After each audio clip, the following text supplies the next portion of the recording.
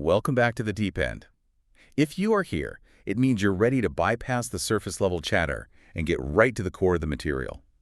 This is the deep dive. It's great to be back. And we have a really fascinating piece of the archive to pull apart today. And I mean fascinating in the truest sense of the word. It's strange, it's funny, and honestly, it's a little bit unnerving. We certainly do. I want to, set the scene for you right away. Forget where you are for a minute. I want you to transport yourself back to a Monday night. It's December 7th, 1964. We're in Elmira, New York. It's cold, it's dark outside, and the holidays are just around the corner. We're inside this quiet, warm living room, Jane Roberts and Robert Butts. But the energy in the room, it's shifting. Jane is pacing, her glasses are off, her eyes are dark. And that specific atmosphere, it's just so crucial for understanding the Seth material. It's Sure. so domestic, It's intimate, but it's also undeniably electric. And before we step fully into that living room, we should add our standard disclaimer. This deep dive is distributed free of charge on all major platforms, and it's for educational purposes. We're here to explore, to analyze, and, well, to discuss. Absolutely. And today, our source material is very specific. We are cracking open session 113 from the early sessions, book 3 of the Seth material. Now, for anyone new to this, you might expect a session from, a disembodied entity to be Ghostly, serious. Exactly. Maybe a bit pretentious, do not fear mortals and all. Right, all that doom and gloom. But if that is what you're expecting, session 113 is really going to throw you for a loop. The vibe here, it isn't a sermon from the Mount. It feels much more like hanging out with a witty, maybe slightly over-enthusiastic friend who just happens to, lack a physical body. It really is a pivotal session for exactly that reason. I mean, our mission today is to unpack why this specific session matters so much. We're going to see Seth, the energy personality essence, deciding that his channels need a vacation. We are going to analyze a very dense, very technical nugget of physics, really, about how energy actually becomes matter. And then, then things take a hard left turn. A hard left turn into the Twilight Zone is more like it. Truly. We move from this cozy living room dialogue into what happens after the session. And we're talking about psychological time experiments, out-of-body sensations, hallucinations of men standing on people's eyeballs, and floating symbols in the dark. It gets chilling fast. It really runs the gamut from, sitcom banter to metaphysical theory to a straight-up supernatural thriller. And of course, all of this comes to us from the incredible archives of the New Awareness Network and the Seth material. So, okay, let's get into that room. It's 9 o'clock at night. Jane begins dictating. The notes from Robert Butts, her husband, they're always so observant. He points out that Jane's physical state was unique this night. He says her voice was somewhat stronger and faster than usual. She's pacing the room rapidly. Right. And he describes her as being in high good humor. That's a detail that's worth pausing on. Usually when we read about mediumship or trance states in other literature, the medium is, lethargic. Slipping in a chair. Yeah, exactly. The energy is heavy. But here, the energy is kinetic. It's fast. It suggests that the channel was just particularly clear that night. And Seth doesn't waste any time with pleasantries. He jumps right in with a surprise. He says, quote, "I wanted to give you the following, I suppose, welcome news that you will have some time off." A vacation, mandated by the spirit guide. Which is just hilarious in itself. But listen to why he's giving them the time off. He says, "I didn't mean to hold so many sessions without a break." And then he drops this line. This is the best part. "I get quite carried away, for one thing. And our materials have been coming over so well that I quite forgot that a rest period has been due." I get quite carried away. I mean, that is such a human admission, isn't it? It completely dismantles the whole idea of the infallible, all-knowing guru. It does. It implies that Seth, despite this vast knowledge he has blind spots. He gets excited. He gets wrapped up in the flow of information. He's effectively admitting, oops, I forgot you guys have bodies that can get tired. Right. It suggests that from his perspective, the flow of energy is just endless, and he has to actually remind himself of the limitations of the physical vehicle. It reminds me of a professor who just keeps teaching 5 minutes past the bell because he's just so in love with the subject. That is a perfect analogy. And he doesn't just stop at admitting a mistake. He talks about his emotional state, about this break. And this is where his personality really just shines through. He says, even though such a period is due, I find myself jealous of missing any sessions, as you might guess, knowing me by now. Jealous. He's jealous of the silence. It's a fascinating word for an energy personality essence to choose. Jealousy, it implies a desire for connection, a real desire to be heard. It frames these sessions not as a job for him, but But as a passion. as a passion, exactly. And then he roasts himself. He actually calls himself a windbag. Oh, yeah. Quote, I have told you myself that I would close now, yet still find it difficult. I am such a windbag. You know, that self-deprecation, it serves a really distinct function. If you're an entity speaking through a human, there's a very high risk that the humans are going to start, well, worshiping you. Putting you on a pedestal. Oh, yeah. And by calling himself a windbag, by admitting he's jealous, by saying he just plain forgot, Seth is actively dismantling that pedestal. He is forcing Jane and Rob to see him as a collaborator, not as some kind of god. It just levels the playing field. It Yeah. makes the space safe for them to question him later on. Exactly. It builds trust. If he claims to be perfect, then one mistake just ruins his credibility.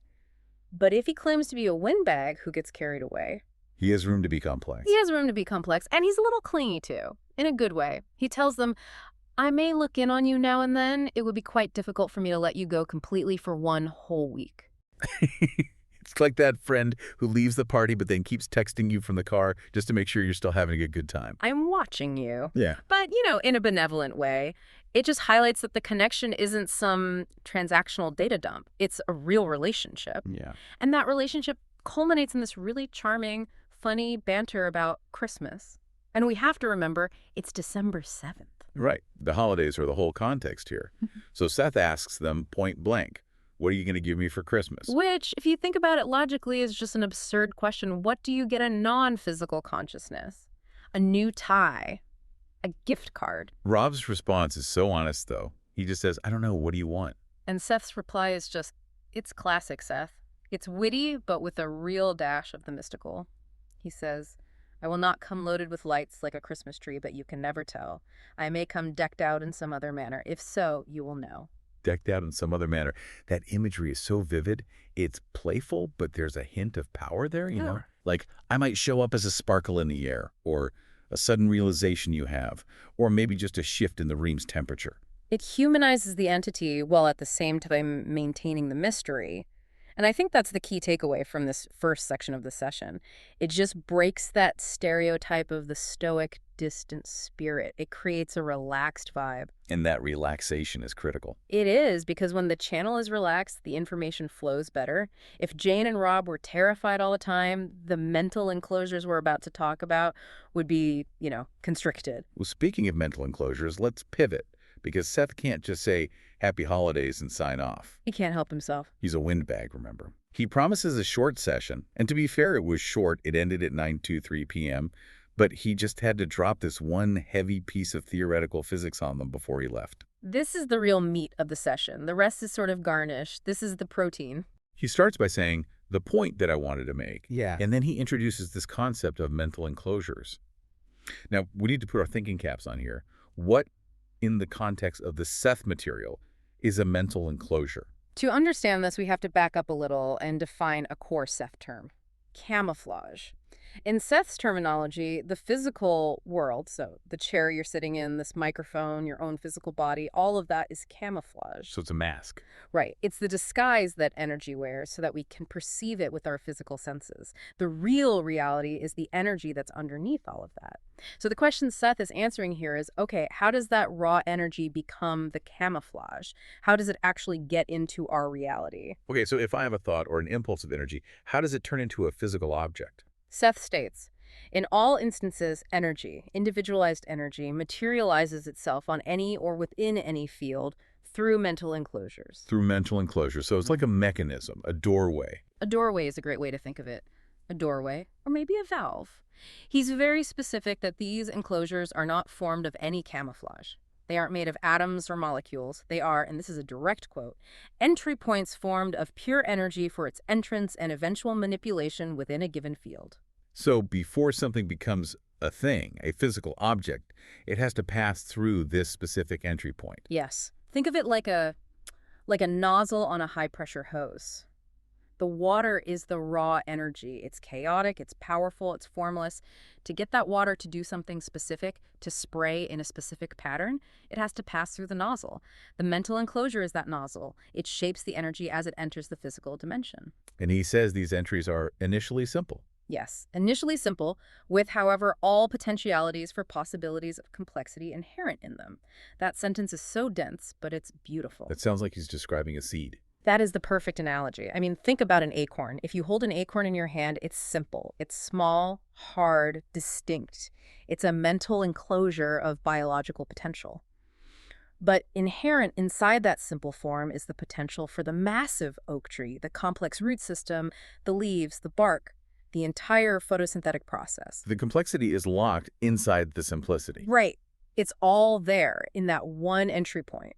So Seth is saying that energy enters our reality in the seed state, and it comes through these mental enclosures. And why does this matter? I mean, why drop this on them right before a holiday break? Because it's the bridge. We often think of spirit and matter as two totally separate things, like oil and water. Seth is giving us the mechanics of the emulsion. He is saying, here is the structure of how thoughts become things. They have to pass through these mental enclosures. It's fascinating that he calls them mental enclosures, not energy enclosures or astral enclosures. Yeah. It implies that consciousness is the architect, that the structure of reality is fundamentally mental. The physical result, the camouflage, is just the final printout. The mental enclosure is the software code that tells the printer what to produce. So if we apply this to our own lives, which is what the deep dive is all about, it suggests that if we want to change our physical reality, we can't just, rearrange the furniture. No. We have to address the mental enclosure through which that energy is entering in the first place. Precisely. You have to change the shape of the nozzle if you want to change the spray. You have to alter the mental enclosure. Okay, so Seth drops this knowledge bomb, admits he's a windbag, asks for a Christmas present, and then signs off. 9:23 p.m. Short and sweet, right. Jane and Rob are probably thinking, great, early night, time to relax, we've got a week off. You would think so. But if you look at the source material, the session itself is just the prologue. The real deep dive gets incredibly strange when we look at the notes from the days after this session. This is where we shift genres. We're moving out of the philosophical classroom and into the experimental lab. We need to talk about psychological time or psi time. Right. For those who might be new to the material, psi time is a specific practice that Seth taught Jane and Rob. It involves relaxing the physical body, turning your focus inward, and allowing the inner senses to perceive reality without the distortion of the physical eyes or ears. It's a form of disciplined trance or meditation. And during this vacation week, Rob, Jane's husband, decides to put in the work.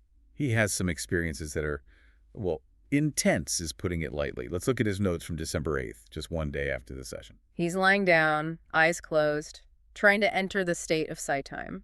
And he starts seeing figures, not just vague blobs of light, but specific people. Right. He sees a woman named Lois Williams. He says she's making a comical gesture. Then he sees a gaunt blonde woman sitting in a chair in profile, smiling at him. These are clear, distinct images. But then he sees the man. And this description, I don't know, it really unsettled me. It's the specificity that gets you. Rob describes a short, dark-haired man wearing black, horn-rimmed glasses. He notes that the man appeared to be Oriental, and we're just using the language of the 1964 text here. But it's the positioning. Rob writes, he appeared to stand right over my left eye so that I had to look up to see him. Stop and just imagine that sensation for a second. You're lying in bed, your eyes are closed, and in your mental vision, there's a person standing on your eye. The proximity is so invasive, it forces a complete shift in your perspective. You're not looking out at the world. The world is standing on top of your perception. And he hears him speak. He sees the man holding a notepad and saying, now, if I may be permitted to do it like this. If I may be permitted to do it like this. It sounds so clinical, doesn't it? It sounds like a doctor. Or a researcher. Exactly, like Rob is the specimen. It raises this massive question. Who are these people? Are they just random firings of Rob's subconscious, dream debris? Or are they other entities, other consciousnesses interacting with him? I mean, the man with the notepad seems to be observing Rob. your mental enclosure to other fields of reality. You're stepping out of the physical camouflage. So it's entirely possible Rod was perceiving another layer of existence where he was the one being studied. It's an eerie reversal of roles. It is. Usually we're the ones studying the spirits. Here, the spirit seems to be studying Rob. It gives me goosebumps. It's like Rob just stumbled into a laboratory on the astral plane. But the weirdness isn't limited to the visuals. Rob starts feeling things in his physical body, or maybe more accurately, in his perceived body. This is a classic hallmark of that altered state. We call it body schema distortion. Rob mentions a feeling of enlargement in the backs of his hands. I have felt that, like your hands are suddenly giant balloon gloves. Yes, the Alice in Wonderland syndrome, exactly. But then it gets even more specific. He says his legs felt considerably lighter, but also curiously stunted. Stunted, like shorter. Yeah, like they were compressed. And he felt his right leg was bent and drawn partly up at an odd angle. But, and this is the reality check that grounds the whole experiment, he notes, in actuality, they lay straight on the bed. This is the disconnect that proves the state. His physical legs are straight, his felt legs are bent and stunted. This suggests that his consciousness was beginning to loosen from the physical form. He was perceiving his astral or energy body, which is fluid. It doesn't have to match the physical position. So the stunted feeling might be the energy body bunching up or shrinking somehow. Or just that the internal map of his body is no longer relying on sensory input from the muscles. I mean, when we're awake and walking around, our mental map has to match our physical limbs perfectly so we don't trip over things. But in psi time, that lock is broken. The mental enclosure, to bring it all back to Seth's term, is shifting its parameters. That is a perfect segue to the next night, December 9th. If Tuesday was weird with the man on the eye, Wednesday was a roller coaster. Literally. This is the pivoting session. Rob achieves a good trance state again. He starts feeling these ripples or movements. And then he writes, "Abruptly, I felt my whole body swing headfirst to the left, then to the right, as if horizontally pivoted at the belly." Whoa. So visualize this. You're lying on a bed, and suddenly you feel like you're on a turntable spinning, but the pivot point is your belly button. Pivoted at the belly. It's a very specific fulcrum point. And the sensation was, he said, quick but quite definite. And what's fascinating is the dissociation he describes next. He says the central part of his body, his torso, felt depressed down to bed level. He had the thought that he was more aware of the bed beneath him than of his own body. He writes, "It was almost as though that part of the body wasn't there." He's describing transparency. The body is fading out of his awareness, but at the same time, his arms and hands felt elevated. So his torso is sinking and disappearing, his arms are floating, and his whole body is pivoting. It sounds like he's being dismantled or rearranged. He's experiencing the fluidity of consciousness. We are so used to being locked in to this bone and muscle suit. We think, I am this body. Rob is discovering that the self can spin and float and dissolve, all while the physical body is perfectly still. It challenges the very idea of where you are located. If the physical body is a camouflage, Rob is momentarily taking the camouflage off. Exactly. He is experiencing the energy state directly. And then the alarm rings. The session ends. He opens his eyes. And this might be the creepiest part of the whole thing for me. He opens his physical eyes. The room is pitch black. Very nearly pitch black, he says. And there, floating in the air several feet away from him, is a glowing symbol. A symbol in the dark. Not in his mind's eye this time. In the room. He describes it as a half arc with one crossed line diagonally, almost like an inverted sun sign. Now, this is where the expert in me gets excited because this isn't random. Yeah. There is a deep cut of backstory to this symbol. Rob connects it immediately to session 84. Right, I remember this. In session 84, Seth had told them about a rowboat in Provincetown, Massachusetts. He said their friend, Bill McDonnell, should have seen this specific symbol on a rowboat while he was on vacation there. But here's the twist. Bill had no memory of it. He never saw it. So for weeks, this symbol has just been this piece of unverified data. A miss, maybe. A dead end. But now Rob is seeing it, projected in the dark. And Rob calls it a personal reconstruction. He says, naturally, what I did see is my personal reconstruction from the data furnished by Seth. That is such a grounded scientific interpretation. He's not saying the ghost of the rowboat is haunting my bedroom. He's saying my mind took the data Seth gave me, the verbal descriptions, and projected a visual hologram into the room. It demonstrates the power of the mind to create reality, which is Seth's core teaching. Seth says we create our physical world through mental enclosures. Here, Reddit caught his own mind in the act of creating a visual object, a temporary mental enclosure. right there in the bedroom. He took a concept, the symbol, and gave it form, the glowing light. It's incredible. It validates the theory from the session. The theory was energy becomes matter through mental enclosures. And the practice was Rob's mind taking energy, the idea of the symbol, and making it matter, the glowing image. That's a perfect feedback loop. We also have a few notes from Jane's side-time experiences during this break. She saw a brass doorknob. She heard voices. She felt like she could see through her closed eyelids, that X-ray vision sensation. And seeing through closed eyelids is another classic out-of-body precursor. It suggests the inner senses are taking over the visual processing. You aren't seeing with the retina anymore, you're seeing with the mind. It's a lot for a vacation, isn't it? Seth says, take a break, relax, and then Rob is having his legs stunted and seeing men standing on his eyeballs. It certainly wasn't a boring vacation, but I think that's the point.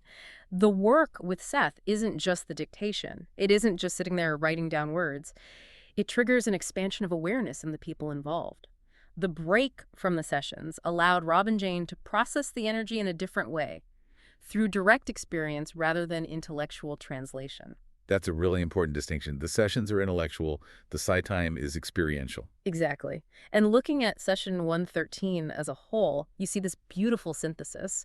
You start with the humanity of the relationship, the jokes, the Christmas gifts, the windbag comment. That grounds it. That makes it safe. Then you get the theory, the mental enclosures, the mechanics of how energy enters our world. And then finally, you get the application, Rob, exploring those mental enclosures, those entry points in his own consciousness. It really shows the full range of the Seth material. It's intellectual, it's personal, and it's deeply, deeply strange. It is. And that's why it has endured for decades. It doesn't ask you to just believe, it asks you to explore. It invites you to lie down, close your eyes, and see if there's a man standing on your left eye. Well, I'm not sure I want that specific experience, but the invitation to explore is compelling. And speaking of exploring, we are just scratching the surface here. We've covered one session out of hundreds. If you want to dive deeper into these sessions, you really need to go to the source. Absolutely. We're looking at summaries and excerpts, but the full experience is in the books. We strongly encourage you to study the Seth material books directly. And you can find them at the New Awareness Network. Their website and bookstore is at sethcenter.com, the early sessions. That is sethcenter.com, 50 Safe Early Sessions. Go there, get the books, support the archive. It is an absolute treasure trove of information. And remember, knowledge is most valuable when you test it. Mutt didn't just write down what Seth said about it. He lay on the bed and closed his eyes. That's the challenge for you, the listener, today. Seth says our reality is just energy entering through mental enclosures. Rob felt his body twisting and pivoting when it was actually lying still.